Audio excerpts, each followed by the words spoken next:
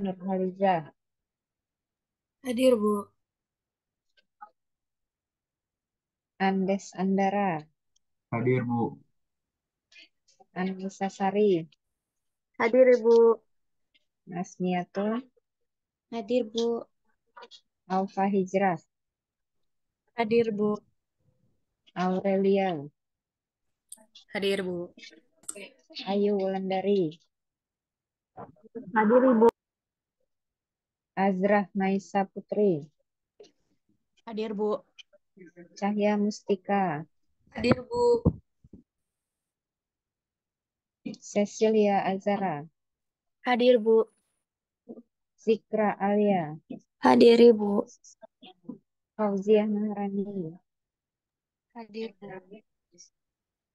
Reza Hairunisa, Hadir, Ibu. Firman Aulia Mulyawan,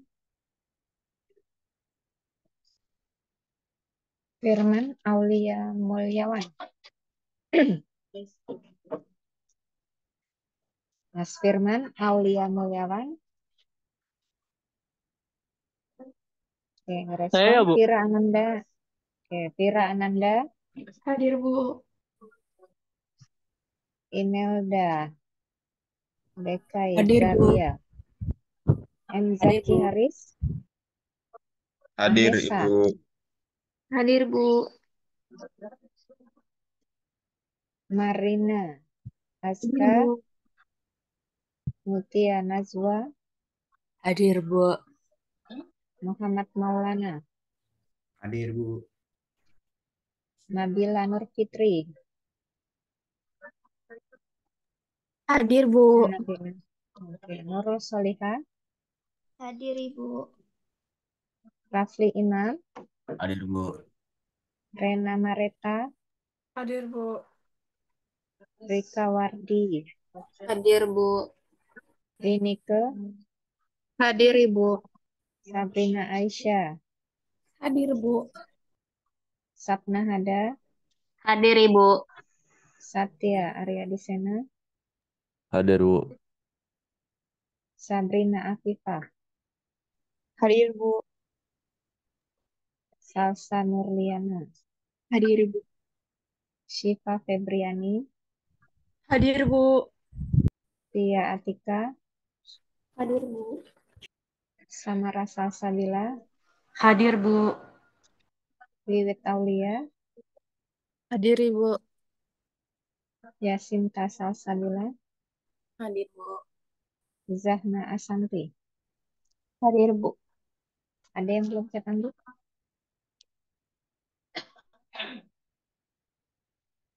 Sudah semua. Oke, silakan yang presentasi hari ini.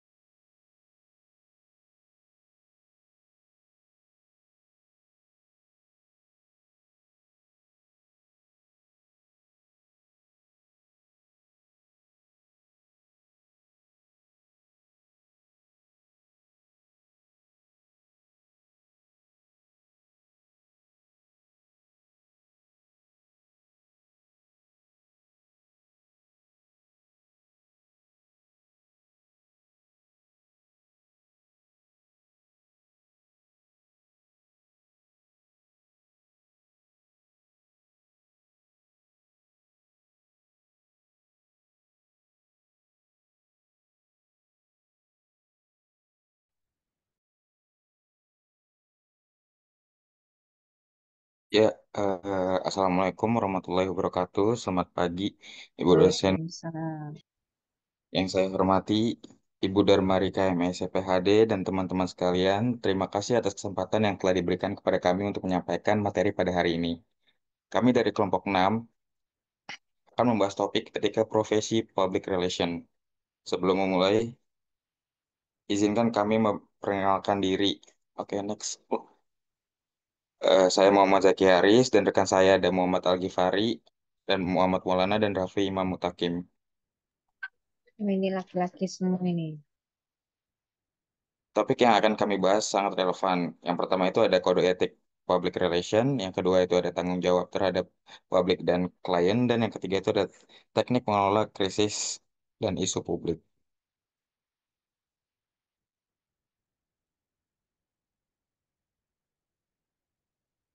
Ya, latar belakang. Kode etik public relation atau PR didasarkan pada pentingnya menjaga integritas, transparansi, dan kepercayaan publik dalam setiap aktivitas komunikasi yang dilakukan oleh seorang profesional PR.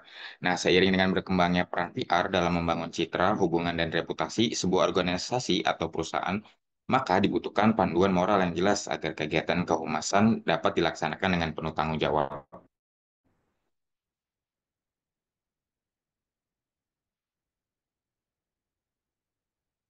Next.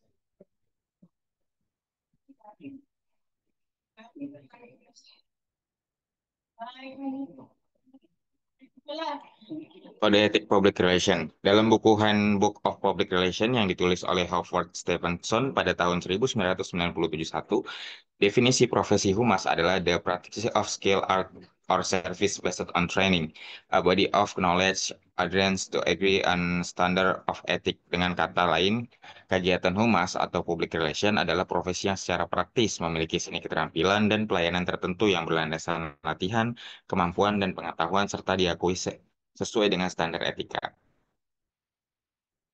Next.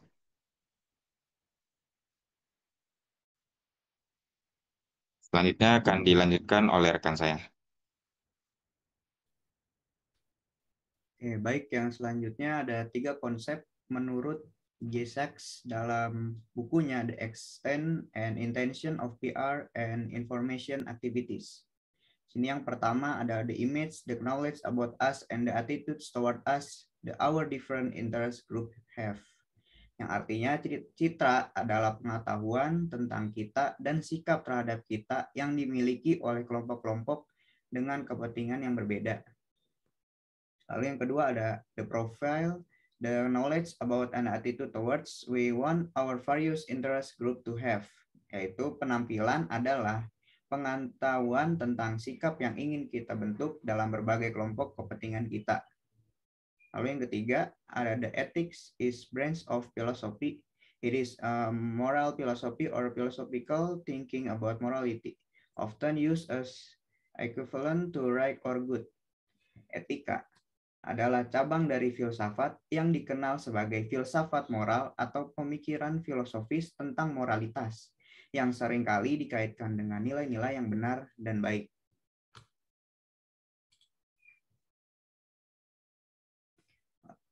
Selanjutnya, Kode Etik International Public Relation Association atau IPRA telah dibuat di Teheran, Iran pada tanggal 17 April 1968 dan terdiri dari 13 pasal dan 1 mukadimah. Secara umum, Kode Etik IPRA mencakup standar moral. Yang pertama ada kode perilaku, yang kedua kode moral, yang ketiga menjunjung tinggi standar moral, yang keempat jujur, yang kelima mengatur secara etis mana yang boleh diperbuat dan tidak boleh diperbuat oleh profesional PR atau humas.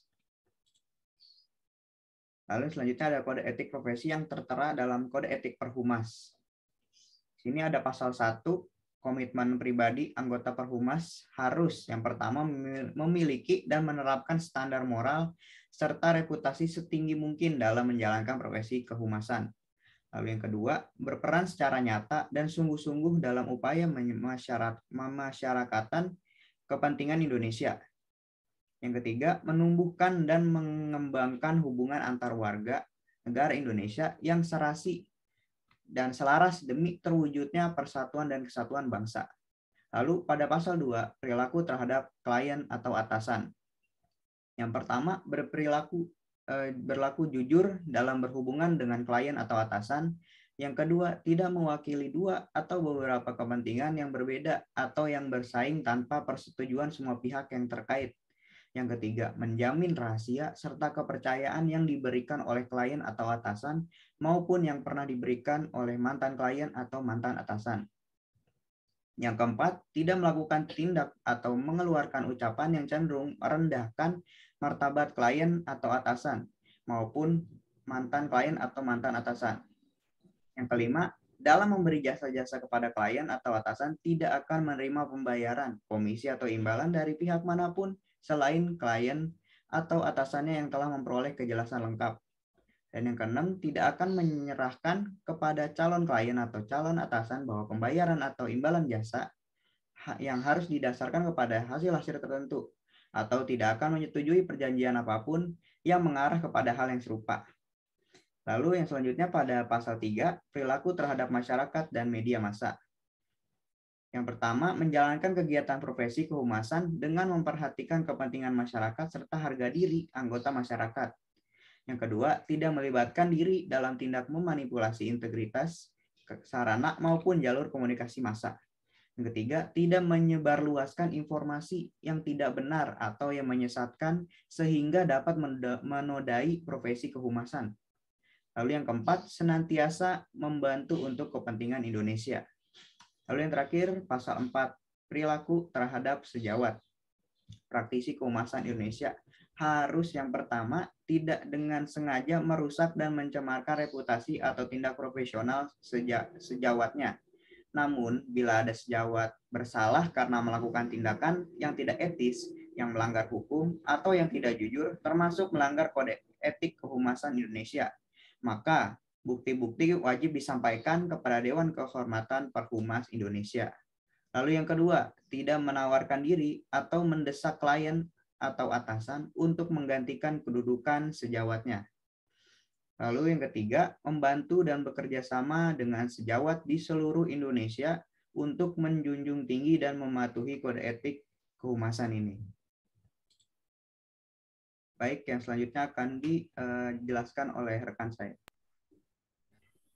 Oke, materi selanjutnya ada tanggung jawab public relation terhadap publik dan klien.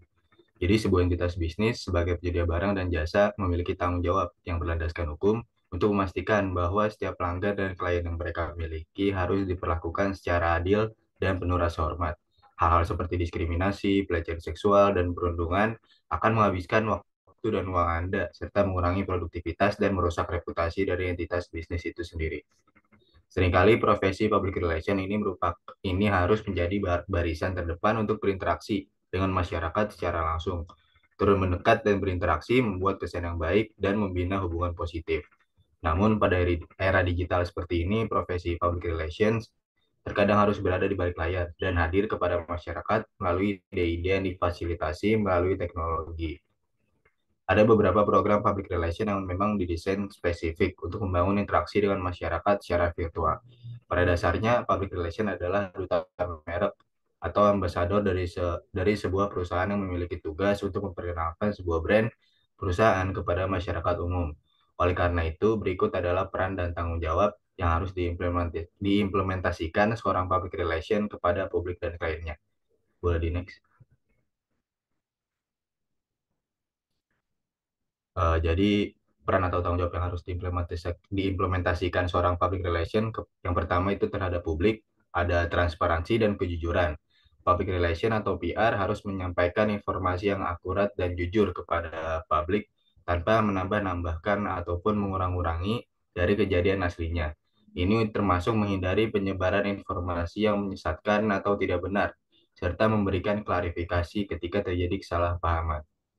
Lalu yang kedua ada manajemen krisis. PR bertanggung jawab untuk merespons situasi krisis dengan cepat dan efektif. Ini mencakup penyampaian informasi yang jelas dan tepat kepada publik untuk meminimalkan dampak negatif terhadap reputasi perusahaan.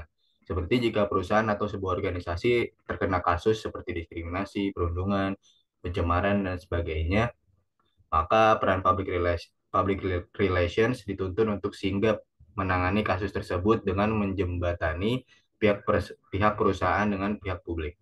Lalu yang ketiga ada komunikasi dua arah. PR harus membangun saluran komunikasi yang memungkinkan umpan balik dari publik. Hal ini penting untuk memahami perspektif dan kebutuhan masyarakat, serta untuk membangun hubungan yang lebih baik. Lalu yang terakhir, ada tanggung jawab sosial. PR juga berperan dalam kegiatan sosial yang positif, seperti berpartisipasi dalam acara komunitas atau mendukung inisiatif sosial yang menunjukkan komitmen perusahaan terhadap kesejahteraan masyarakat. Boleh di next. Lalu selanjutnya ada tanggung jawab PR terhadap klien. Yang pertama, mewakili klien dengan baik. Jadi seorang PR harus dapat menjadi juru bicara yang efektif bagi sebuah klien, mewakili kepentingan mereka dalam berbagai forum publik dan menjaga citra positif mereka. Lalu yang kedua ada pengelolaan hubungan. PR bertugas untuk membangun dan memelihara hubungan baik dengan klien, mitra bisnis, dan pemangku kepentingan lainnya. Ini termasuk mengelola komunikasi dan memastikan bahwa semua pihak terinformasi dengan baik. Lalu yang ketiga, ada etika dalam komunikasi. PR harus mematuhi kode etik profesi, termasuk menghormati privasi klien dan tidak menggunakan informasi sensitif untuk keuntungan pribadi atau organisasi tanpa izin. Lalu yang terakhir ada penyampaian informasi yang bertanggung jawab. Dalam semua komunikasi, PR harus memastikan bahwa informasi yang disampaikan tidak hanya akurat, tetapi juga relevan dan bermanfaat bagi klien serta publik. Boleh di next. Lalu berikut ada beberapa contoh pengaplikasian PR pada masyarakat. Yang pertama, ada kampanye kesadaran publik. PR digunakan untuk mengedukasi masyarakat tentang isu-isu sosial, kesehatan, atau lingkungan. Contohnya seperti kampanye untuk meningkatkan kesadaran tentang pentingnya penghematan energi atau penanggulangan perubahan iklim. Contoh yang kedua itu ada peluncuran produk. PR berperan penting dalam mempromosikan dan meluncurkan produk baru. Mereka dapat mengatur konferensi pers, mengirimkan siaran pers kepada media, dan menyusun strategi komunikasi yang efektif untuk meningkatkan exposure produk dan menciptakan keinginan di kalangan konsumen. Lalu contoh yang terakhir ada acara masyarakat. Jadi PR sering terlibat dalam menyelenggarakan acara masyarakat seperti festival kebudayaan, konser amal, atau kegiatan sosial. Mereka bertanggung jawab untuk mempromosikan acara, mengundang media, dan memastikan bahwa pesan acara disampaikan dengan baik kepada publik. Next. Oke, selanjutnya akan dijelaskan oleh rekan saya.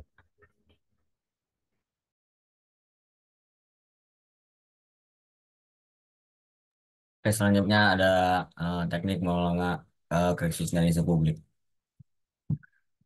Jadi, manajemen krisis dan isu publik adalah situasi yang dapat mengganggu kinerja, reputasi, dan juga kelangsungan hidup suatu organisasi.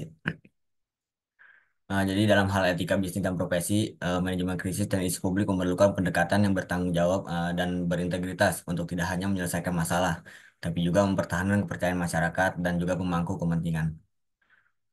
Kemudian berikut mengenai teknik utama dalam mengelola krisis dan isu publik yang selaras dengan prinsip etika bisnis dan profesi. Next.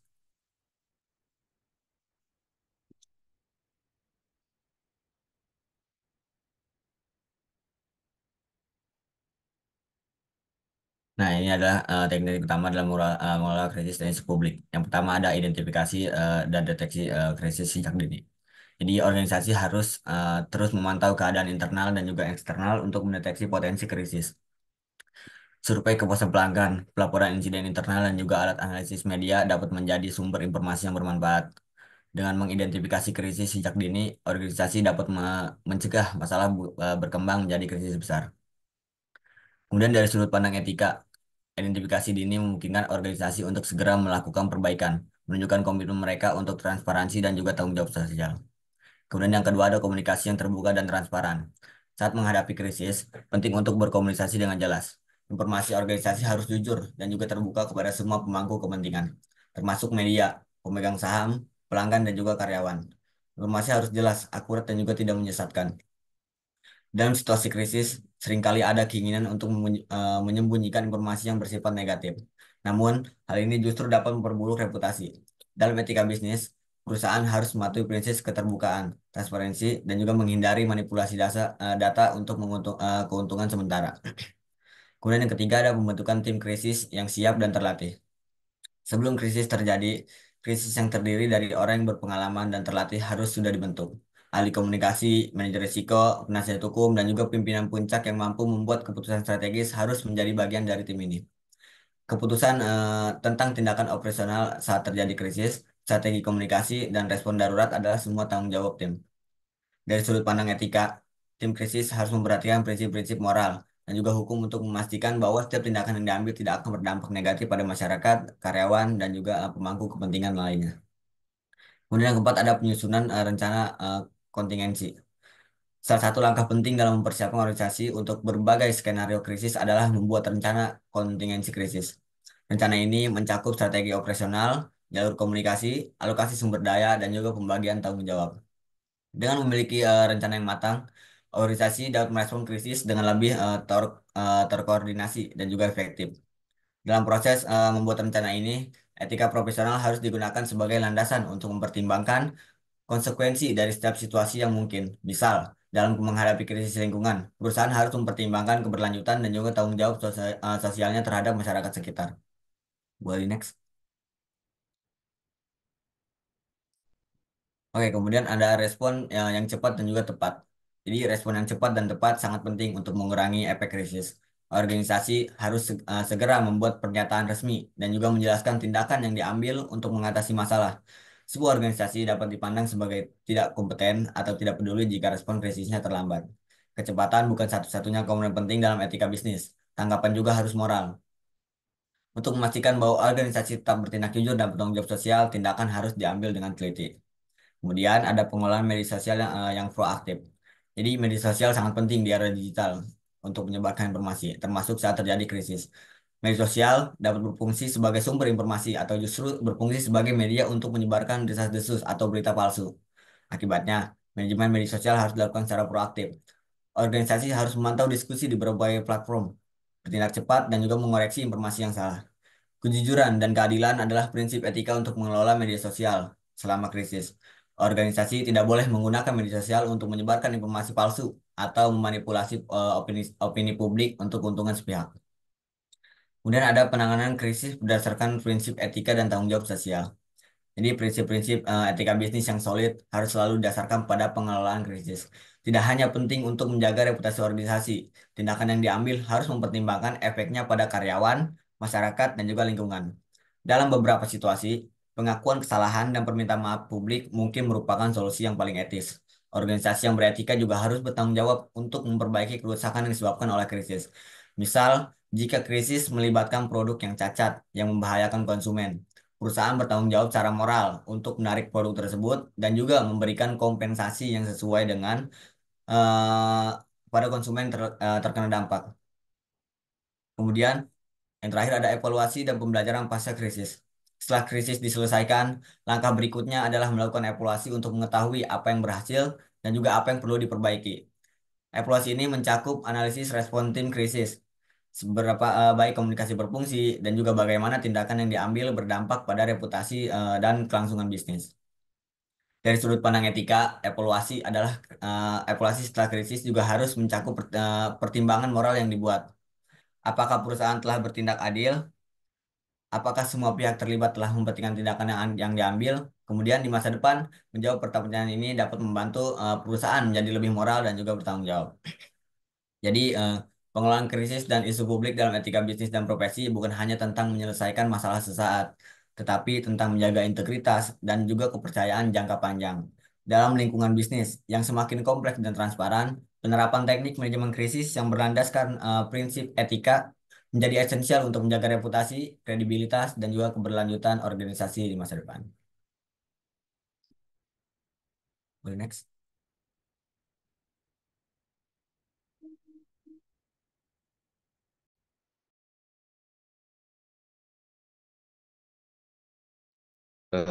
Oke. Baik Ibu, kita mau ngasih post test atau kuis kecil-kecilan Bu. Ya, silakan. Linknya di ini ya, chat grup teman-teman kalau mau ngisi. Kita kasih waktu 5 menit buat ngisi post testnya. Nanti kita jelasin benar salahnya.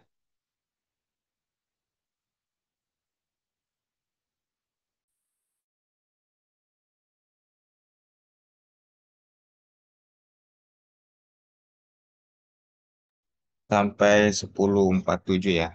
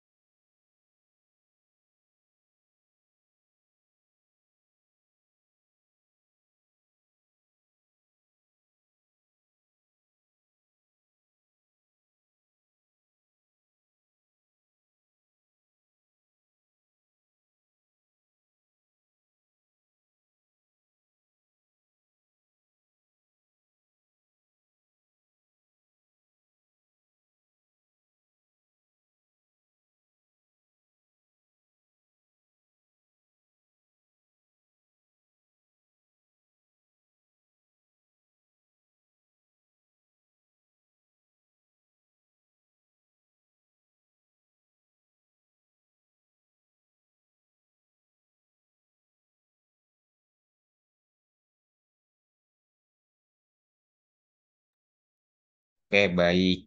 Karena sudah 10.47, kita akhiri buat quiznya ya. Langsung aja di share screen.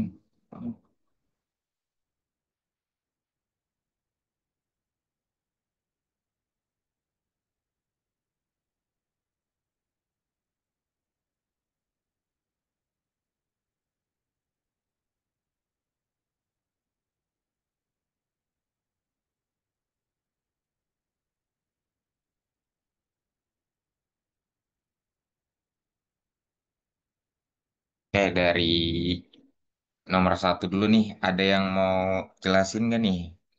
Atau ngasih pendapatnya di nomor satu? Kalau ada, resign aja ya.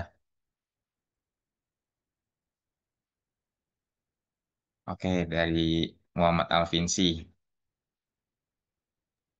Oke, cuman buat nambahin doang ya. Kalau misalkan dalam konteks PR, manakah prinsip berikut yang paling tepat untuk menjaga hubungan baik dengan publik? Ini konteksnya dari PR langsung ke publik atau masyarakat umum ya teman-teman ya. Jadi jawaban benar itu kan menjaga transparansi dan kejujuran dalam setiap informasi yang diberikan.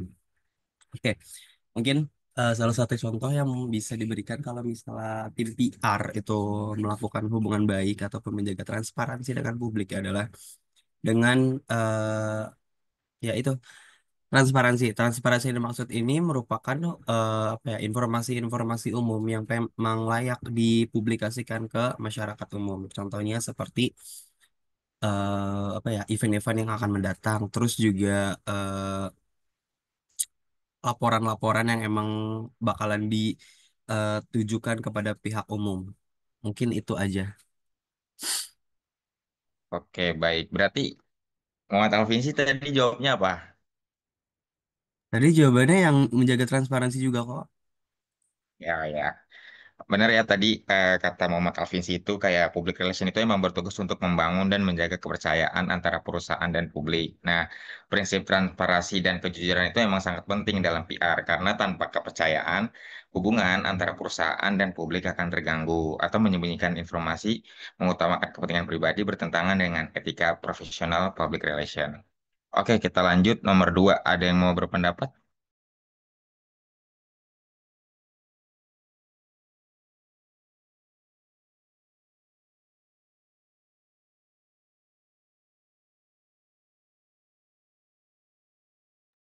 Ya, sepertinya tidak ada ya. Jadi saya jelasin yang nomor dua itu.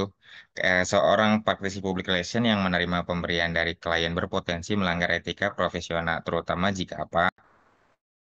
Jawabannya itu yang benar itu C. Karena pemberian tersebut bisa mempengaruhi objektivitas dalam menjalankan tugas. Karena dalam etika public relation, objektif adalah hal yang sangat penting. Jika pemberian dari klien berpotensi mempengaruhi objektivitas, praktisi PR mungkin tidak bisa memberikan layanan yang adil dan profesional. Oleh karena itu, menerima hadiah yang dapat mempengaruhi objektivitas dianggap sebagai pelanggaran etika dalam public relation. Oke, selanjutnya nomor tiga. Ada yang mau berpendapat?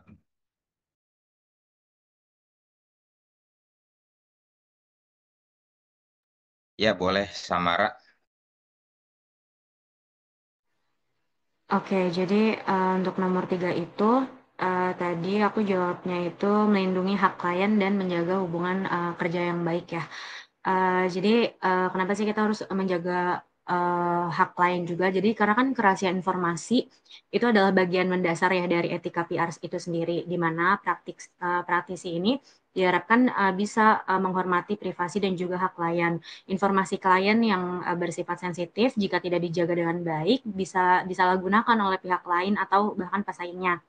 Nah, yang bisa berpotensi merugikan klien kita sendiri. Jadi kalau misalkan kita menjaga kerahasiaan informasi, ini akan menunjukkan bahwa kita itu bisa menjaga komitmen dan juga tanggung jawab profesional terhadap kepentingan klien kita sendiri dan memastikan kepercayaan uh, antara kedua belah pihak itu bisa tetap terjaga antara kita maupun juga kliennya. Nah, hal ini juga penting untuk menjaga hubungan kerja jangka panjang yang lebih baik, di mana nanti kliennya akan merasa aman bekerja dengan kita sebagai PR tanpa takut informasi mereka itu akan bocor atau digunakan secara tidak tanggung jawab oleh pihak lain. Kurang lebih kayak gitu sih. Oke, betul ya tadi yang menurut pendapat Samara, jadi kan seorang praktisi PR diharapkan dapat menjaga kerahasiaan informasi klien. Hal ini bertujuan untuk jawabannya yang benar yaitu A, melindungi hak klien dan juga menjaga hubungan kerja yang baik. Jadi kan menjaga kerahasiaan informasi klien adalah salah satu prinsip dasar dalam etika PR. Jadi praktisi PR atau public relation harus menghormati hak hak klien dan juga menjaga hubungan profesional yang sehat dan juga menjaga privasi dan keamanan informasi yang diberikan oleh klien. Jadi mengungkapkan informasi sangat sensitif dapat merusak kepercayaan dan juga hubungan profesional. Jadi itu aja.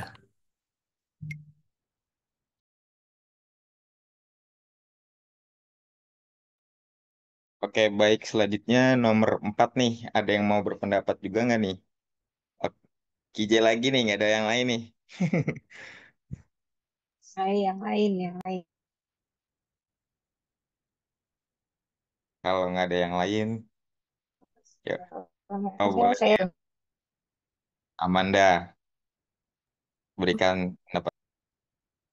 Oke, makasih. Sebelumnya izin off cam karena kalau on cam ngomongnya agak ngadet-ngadet. Jadi eh, di nomor selanjutnya itu kan pertanyaannya jika seorang praktisi PR menemukan bahwa informasi yang disebarluaskan oleh perusahaan ternyata tidak akurat, tindakan etis yang harus dilakukan itu jawaban aku sendiri itu meminta maaf dan mengoreksi informasi yang salah secepat mungkin. Kenapa? Karena sebagai public relation kan tugasnya untuk memperbaiki hubungan dengan publik ya apa namanya dan menjaga reputasi dari si perusahaan tersebut.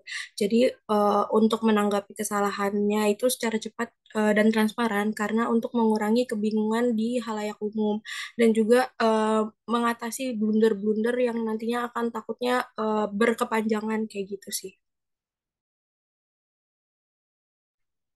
Oke, terima kasih Manda atas pendapat ya. Mungkin benar ya jawabannya itu dari soal jika seorang praktisi PR menemukan bahwa informasi yang disebarluaskan oleh perusahaan ternyata tidak akurat. Jadi tindakan etis apa yang harus dilakukan? Eh, Jawabannya itu B, meminta maaf dan mengoreksi informasi yang salah secepat mungkin karena seperti yang sudah dipresentasikan tadi, salah satu tugas penting PR adalah memastikan bahwa informasi yang disampaikan kepada publik akurat dan dapat dipercaya. Jadi jika ditemukan kesalahan, tindakan yang harus diambil adalah mengakui kesalahannya, lalu meminta maaf dan memberikan informasi yang benar. Eh, Tanggung jawab ini mencerminkan komitmen terhadap kejujuran dan transparansi serta membantu menjaga dari reputasi perusahaan juga. Oke, baik. Yang terakhir nih, yang nomor 5. Ada yang mau memberi pendapatnya?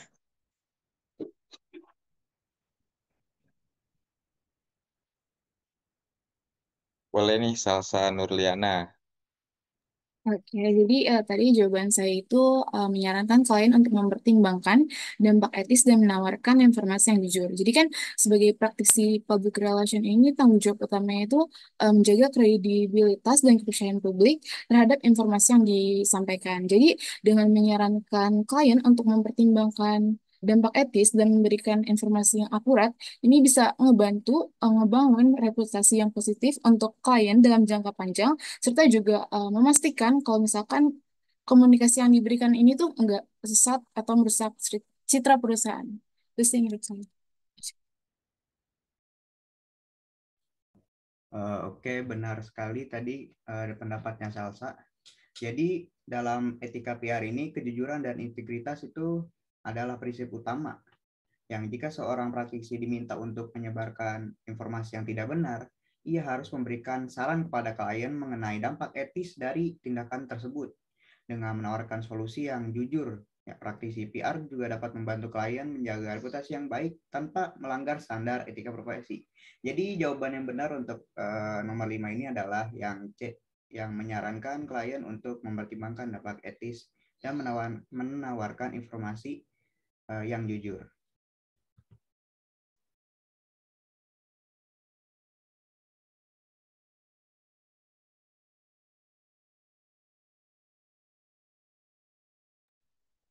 Baik, Ibu, karena proses sudah selesai, kami ingin izin share screen lagi PPT-nya.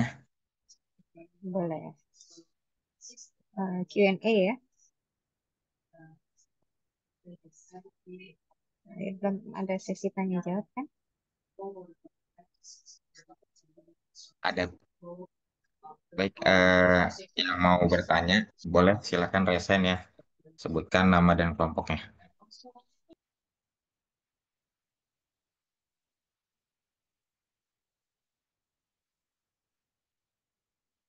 Oke, yang pertama ada Samara Salsabila. Oke, sebelumnya terima kasih atas presentasinya. Saya Samar Salsabila dari kelompok B pertemuan 12. Jadi pertanyaannya, menurut kelompok kalian ya, sebagai seorang PR, bagaimana sih kita harus bertindak nih secara profesional dalam situasi di mana adanya konflik kepentingan antara perusahaan dan juga publik? Terima kasih. Ya, terima kasih Samara. Selanjutnya ada Muhammad Alfinsih. Oke, terima kasih. Perkenalkan nama saya KJ Muhammad Alvinsi dari kelompok 15. Izin bertanya, menurut kalian seberapa penting transparansi dalam praktek public relation dan juga bagaimana menjaga keseimbangan antara keterbukaan informasi dan juga privasi dalam sebuah perusahaan? Oke, selanjutnya Nur Hidayat. Baik, terima kasih untuk kesempatannya kepada kelompok penyaji. Saya ingin bertanyakan seorang public relation dalam menjalankan tugasnya itu tentunya harus berdasarkan etika ya. Nah, itu terkait dengan hal itu apa aja sih prinsip etika dasar yang memang harus dipatuhi oleh seorang public relation dalam menjalankan tugasnya dan gimana prinsip-prinsip yang nanti kalian jawab itu dapat mempengaruhi reputasi dari perusahaan CPR. Terima kasih. Oke, baik. Selanjutnya Syifa Febriani. Perkenalkan, saya Syifa Febriani, dari kelompok H ingin bertanya, apa sih dampak dari pelanggaran etika profesi oleh seorang PR terhadap hubungan perusahaan dengan publik? Lalu, bagaimana perusahaan bisa mengatasi dampak tersebut? Terima kasih.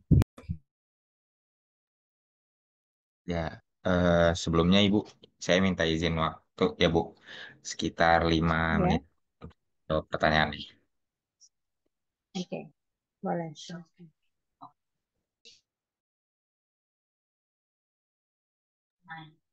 Kalian mau breakout room untuk diskusi atau bagaimana?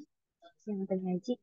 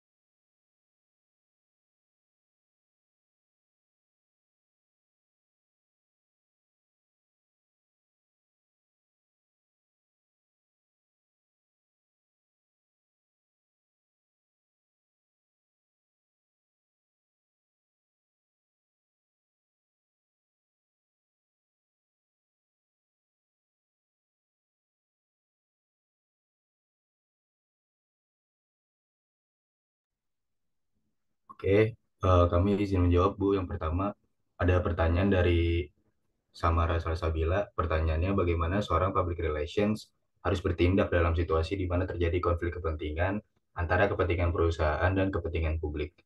Jadi menurut diskusi kami, jawabannya itu dalam situasi konflik kepentingan, PR harus bertindak dengan integritas dan mempertimbangkan dampak jangka panjang pada reputasi perusahaan. Penting untuk bersikap transparan dan tidak menyembunyikan informasi yang penting bagi kepentingan publik. PR sebaiknya mencari solusi yang menyeimbangkan kebutuhan perusahaan dengan kepentingan publik, misalnya dengan memberikan informasi yang jelas dan jujur, tanpa merugikan pihak manapun. Pendekatan ini membantu menjaga kredibilitas perusahaan dan menunjukkan komitmen pada praktik yang bertanggung jawab. Bagaimana Samara? Apakah sudah terjawab? Oke, sudah. Makasih Algi. Makasih. Iya kan benar. Oke, sama-sama. Oke, selanjutnya saya akan menjawab pertanyaan dari KJ Muhammad Alvinsi.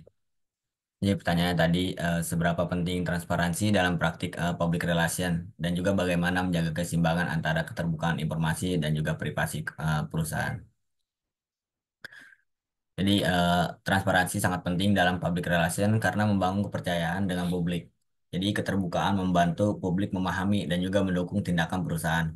Namun, PR harus bijak dalam membedakan informasi yang harus dibagikan dan juga yang perlu dijaga kerahasiaannya demi kepentingan perusahaan seperti data sensitif atau rencana strategis. Jadi mengelola keseimbangan ini juga dapat dilakukan dengan memastikan bahwa informasi yang disampaikan kepada publik itu cukup untuk memenuhi kebutuhan mereka dan juga tetap melindungi kepentingan perusahaan. Bagaimana Muhammad Arfinsi, apakah terjawab? Oke, udah terjawab. Thank you, Flick. Yuk, sama-sama GJ. Oke, yang selanjutnya saya akan menjawab pertanyaan dari Dayat. Pertanyaannya itu tadi apa saja prinsip dasar etika yang harus dipatuhi oleh seorang public relation dalam menjalankan tugasnya dan bagaimana prinsip-prinsip tersebut dapat mempengaruhi reputasi perusahaan.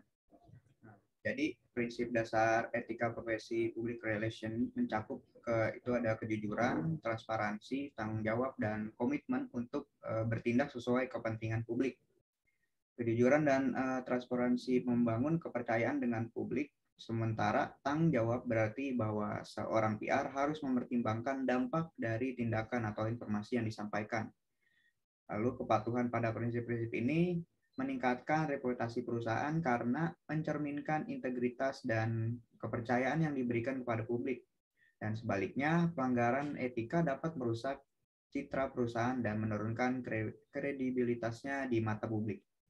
Bagaimana Dayat? Apakah sudah terjawab? Sudah Maulana, terima kasih atas jawabannya. Baik, sama-sama.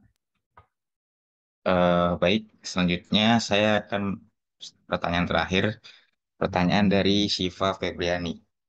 Pertanyaan tadi itu pertanyaannya adalah kayak apa dampak dari pelanggaran etika profesi oleh seorang public relation terhadap hubungan perusahaan dengan publik dan bagaimana perusahaan bisa mengatasi dampak tersebut.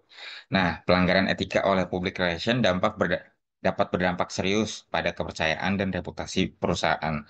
Nah, publik bisa kehilangan kepercayaan yang berakibat pada penurunan citra dan loyalitas. Untuk mengatasi dampaknya, perusahaan harus segera mengambil tindakan aktif, misalnya dengan memberikan pernyataan maaf, melakukan investigasi transparan, dan memperbaiki kebijakan internal untuk mencegah terulangnya pelanggaran serupa. Nah, melibatkan pihak ketiga atau lembaga independen juga bisa membantu mengembalikan kepercayaan publik terhadap perusahaan. Apakah sudah terjawab, Syifa? Sudah terjawab. Terima kasih, Zaki. Oke, baik. Karena sesi jawabnya sudah berakhir, demikianlah presentasi dari kelompok kami mengenai etika dan public relation. Secara singkat dapat kami simpulkan, public relation atau PR bertumbuh pada prinsip etika yang menekankan kejujuran, integritas, dan tanggung jawab dalam menjalankan fungsinya. PR memiliki peran penting dalam membangun citra positif organisasi melalui komunikasi yang transparan dan menjaga hubungan baik dengan berbagai pihak, termasuk klien dan publik. Eh, Terima kasih atas perhatiannya untuk Ibu Darmarika dan teman-teman kalian. Sekian dari kelompok kami. Wassalamualaikum warahmatullahi wabarakatuh. Selanjutnya saya serahkan ke Ibu Rika. Waalaikumsalam. Oke ya, tadi dijelaskan mengenai profesi public relations ya, public relations officer, bahwa tadi sudah disampaikan kesimpulannya bertumpu pada prinsip etika, gitu kan, menekankan kejujuran, integritas dan tanggung jawab dalam memang fungsinya. Memang PR itu intinya adalah ingin membangun citra positif, gitu kan?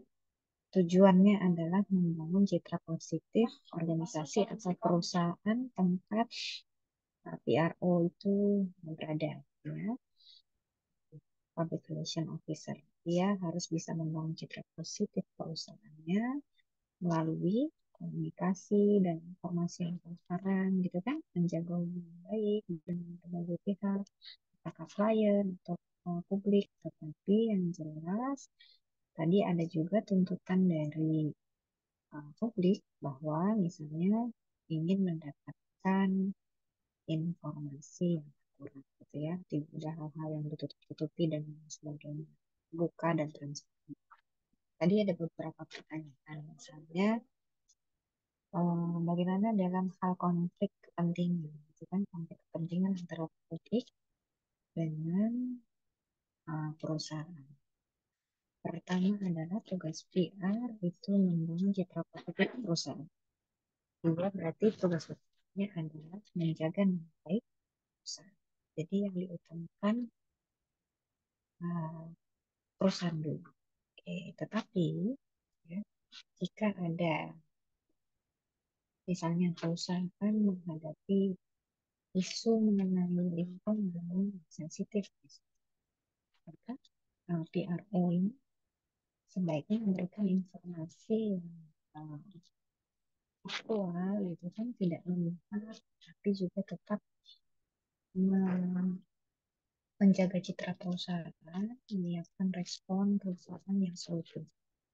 Artinya, bagaimana juga tetap harus bisa menjaga integritas perusahaan, tapi juga tanpa mengorbankan publik. Memang dilema ya, yang berbasis mata uang. Berbasis mata uang, tapi sebagai tugas PR biasanya mereka dikumpulkan terlebih dahulu, kemudian nanti akan mengungkapkan fakta dan data yang mungkin sudah disiapkan oleh tim dari perusahaan, gitu kan. Nah, memang ada cenderungan tim konflik of interest-nya jika misalnya hal yang seharusnya itu membahayakan publik, gitu kan. Ternyata ada ingin untuk memberitahukan yang sebenarnya, itu kan jelas harus bisa disampaikan, tapi akhirnya menjadi whistleblower gitu. Minggu lalu ketika salah sempat dibahas juga di aplikasi ya, aplikasi mengenai whistleblower dengan aplikasi, tapi ada kelompok biasa minggu kemarin, kelompok berapa yang presentasi, kelompok 6 ya, kelompok 6 ya, minggu lalu kelompok berapa, kelompok 6. Iya, Bu. Iya, kelompok 6 ya, tidak salah yang presentasi bahwa misalnya ada aplikasi atau ada sarana untuk bisa seorang whistleblower itu menyampaikan aspirasinya dan pandangannya tanpa takut untuk bisa diungkap, gitu kan, untuk diungkap jati diri. Bisa juga menggunakan itu, gitu ya. Jadi kalau di PR jelas harus ada keseimbangan gitu. Tapi harapannya bisa dua-duanya dengan mencapai publik sembari menjaga citra perusahaan. Kemudian tadi ada pertanyaan juga, seberapa penting transparansi dalam konteks PR, tentu saja sangat penting, gitu, bisa membangun kepercayaan antara perusahaan dan publik. Jadi kalau publik itu merasa yakin bahwa perusahaan itu jujur, perusahaan itu dapat dipercaya, gitu kan, terutama dalam situasi krisis, di mana transparansi ini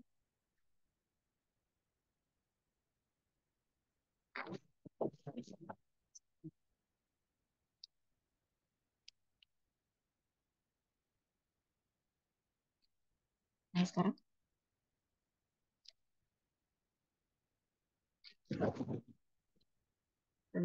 sudah terdengar belum?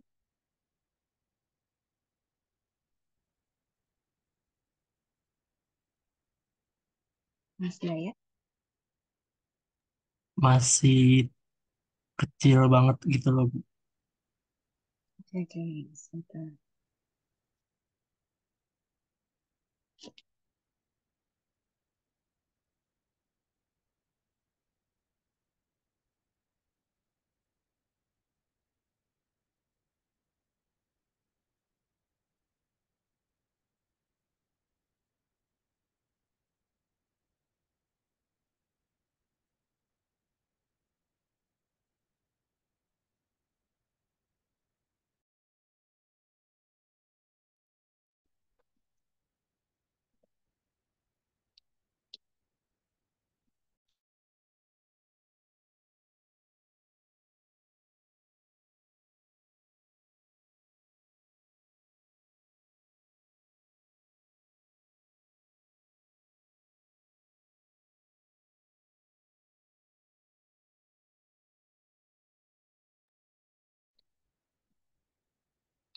Kaitannya tadi dengan pentingnya transparansi, gitu ya.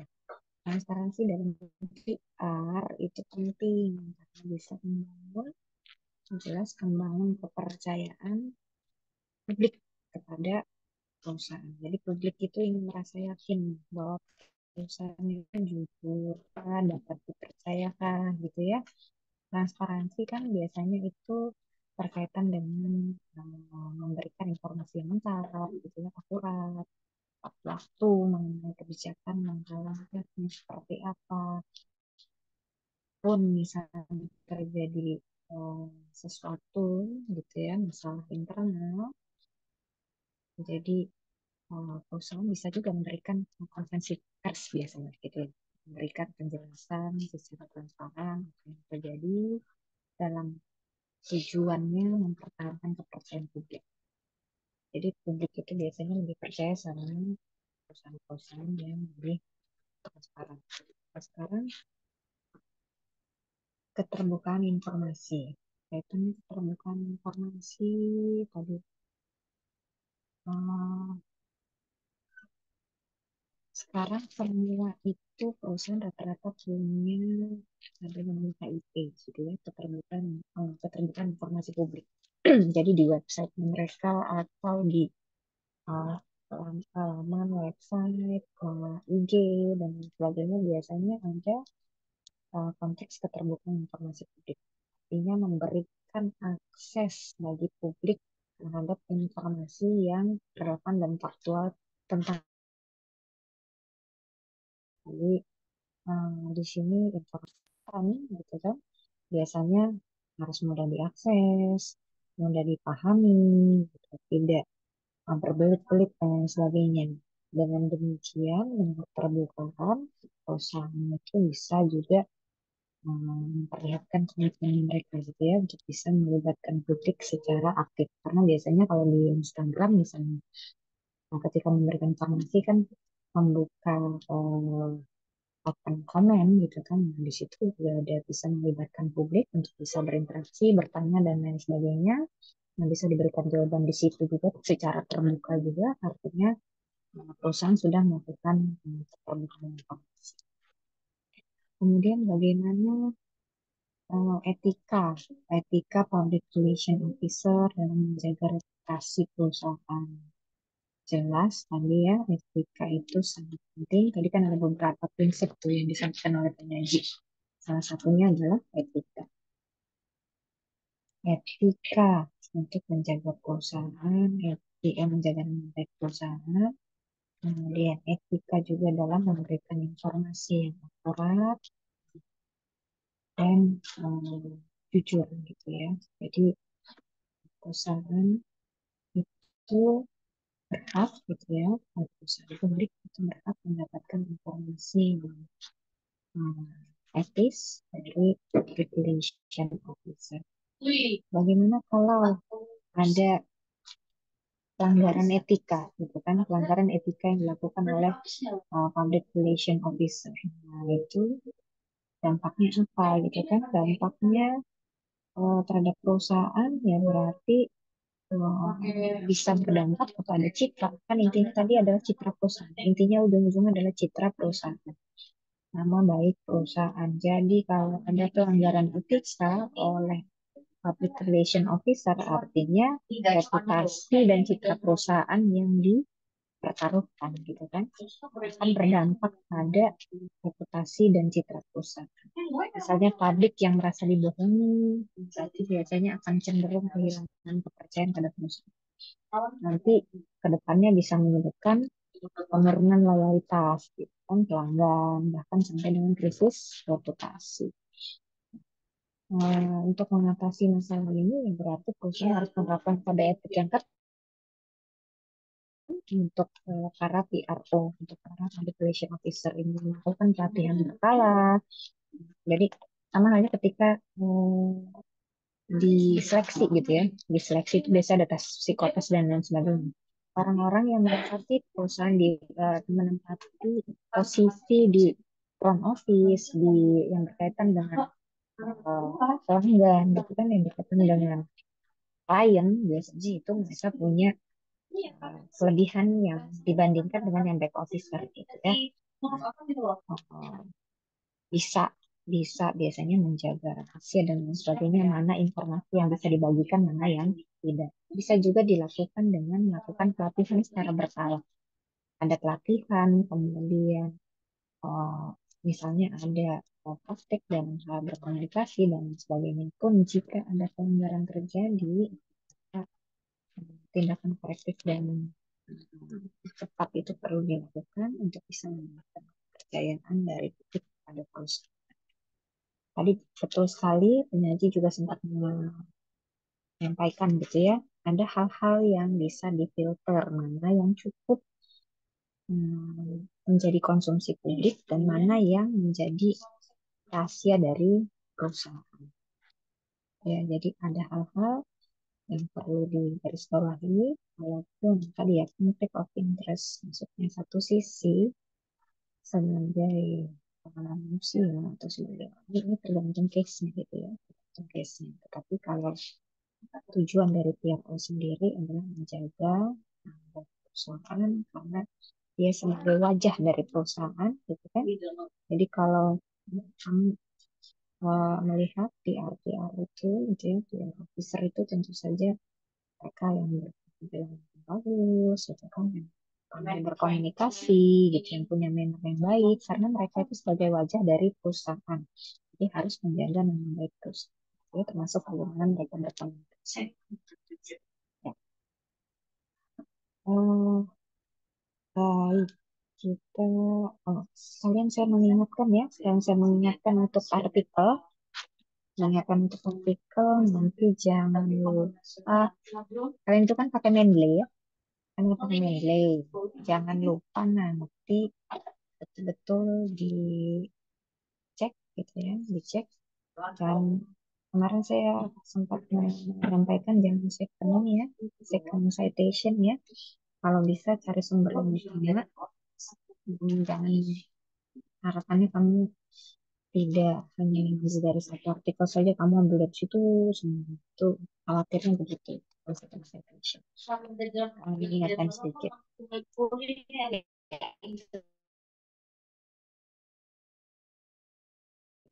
Public relation. Kenapa kita belajar mengenai public relations officer? Karena ini menjadi salah satu profil lulusan dari prodi kita, gitu. Profil lulusan prodi kita. Jadi kita belajar di etika profesi ini, etika profesi dan bisnis ini, semua yang berkaitan dengan profil lulusan kita. Pertama guru, ya kan, menjadi guru atau pendidik, profil lulusan kita. Kemudian apa, entrepreneur, kemudian eksekutif, secretary, gitu kan. Kemudian PR officer, office administration dan lain sebagainya. Nah, harapannya setiap posisi-posisi atau jabatan profil lulusan ini semua bisa memahami pada etika profesi di dalamnya, gitu ya. Termasuk dan kita sudah mengikuti sempat ya kita mengikuti uh, public lecture ya, public lecture yang kaitan dengan educator dan dengan entrepreneur. Jadi entrepreneur itu juga ada etikanya gitu ya. Nanti yang minggu depan kalau tidak salah ya membahas mengenai etika entrepreneur. Kita 2 minggu lagi. Kelompok berapa ya? Kelompok berapa Mas Dayat untuk yang etika entrepreneur? Untuk minggu depan atau gimana, Bu? Enggak, saya nanya yang etika entrepreneur itu yang kelompok berapa ya? Kelompok minggu depan atau kelompok 2 minggu lagi? Ibu maaf, suaranya masih agak kecil jadi kurang nangkep saya nih. Oke. Yang 2 minggu lagi atau minggu depan? Itu kelompok tentang apa, Bu? Yang etika entrepreneur itu kapan? Oh, entrepreneur ya. Sebentar ya, Bu, dicek. Oke, nggak apa-apa. Maksud saya, artinya sebenarnya kita mata kuliah ini adalah membahas semua etika profesi dari profil lulusan di PAP. Nah, salah satunya adalah entrepreneur. Hari ini kita bahas mengenai public relations officer. Itu etikanya apa saja profesi gitu ya. Kalau etika profesinya tadi ada prinsip-prinsipnya tadi sudah dijelaskan gitu kan. Dalam hal transparansi, keterbukaan informasi, etik gitu ya, etika dan lain sebagainya.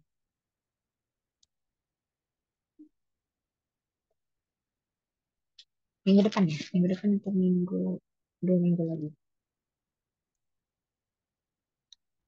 2 minggu lagi, Bu, di pertemuan Oh, 2 11. minggu. Oh ya, berarti yang minggu depan masih case study ya? Iya, benar, Bu. Ini, ada pertanyaan?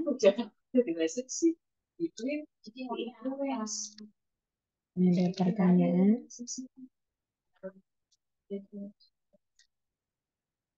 Oke, jadi dalam prinsip etika bisnis dan profesi untuk profesi PR gitu ya, ada beberapa teknik tadi sudah dijelaskan ya oleh penyaji, ada beberapa teknik utama dalam mengelola krisis dan isu publik. Karena yang biasanya berkaitan dengan public relations officer itu dalam hal krisis dan isu publik gitu kan. Tadi sudah dijelaskan ada bagaimana mengidentifikasi dan deteksi krisis sejak dini, kemudian membentuk tim krisis yang siap dan terapi. Biasanya betul sekali ada khusus tim krisis. Kalau di perusahaan namanya tim ada divisi khusus manajemen resiko ya. Jadi ada divisi khusus manajemen resiko di mana mereka bisa melihat atau menganalisis kira-kira resiko mana yang perlu dimitigasi sebelumnya gitu ya, bisa mendeteksi resiko yang kemungkinan akan terjadi dan dilakukanlah mitigasi. Itu biasanya ada divisi manajemen resiko itu di perusahaan gitu ya. Ini salah satu tim tim krisis gitu ya di perusahaan. Kemudian perlu adanya komunikasi yang terbuka dan transparan. Tadi sudah ya dijelaskan juga, perlu memberikan respon yang cepat ketika ada krisis, ada isu publik, maka perlu langsung direspon secara cepat, gitu kan? Secara cepat dan tepat oleh tim PRO. Tapi tentu saja tim PRO ini harus berkoordinasi terlebih dahulu, misalnya dengan tim tadi, tim krisis, dan kali ini tim manajemen resiko ya, kalau di perusahaan itu ada. Kemudian juga harus bisa mengelola media sosial gitu kan, media sosial yang proaktif. Jadi ketika tadi ada krisis, ada isu publik yang perlu diklarifikasi segera, maka bisa melalui konferensi pers atau bisa juga melalui informasi melalui media sosial gitu ya, untuk biar segera tindak lanjuti gitu ya. Dimana juga penanganan krisis tadi juga dilakukan gitu ya, bisa dilakukan evaluasi dan pembelajaran dari pasca krisis. Ya, itu di teknik-teknik utama tadi yang sudah sempat dijelaskan oleh penyaji. Itu poin-poin penting yang menurut saya perlu dimiliki, teknik-teknik utama yang perlu dimiliki dalam suatu perusahaan, bagaimana dalam hal mengelola krisis dan isu publik, ya, berkaitan dengan tugas dari public relations officer. Oke, ada lagi pertanyaan?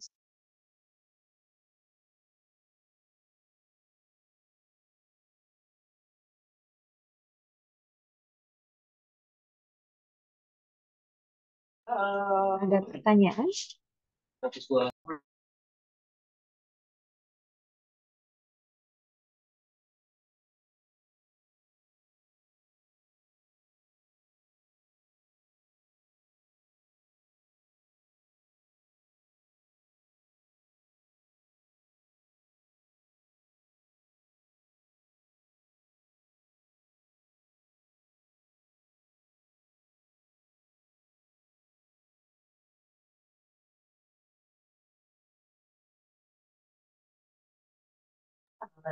Ada pertanyaan? Ada pertanyaan lagi? Tidak sepertinya Bu, dari saya aman.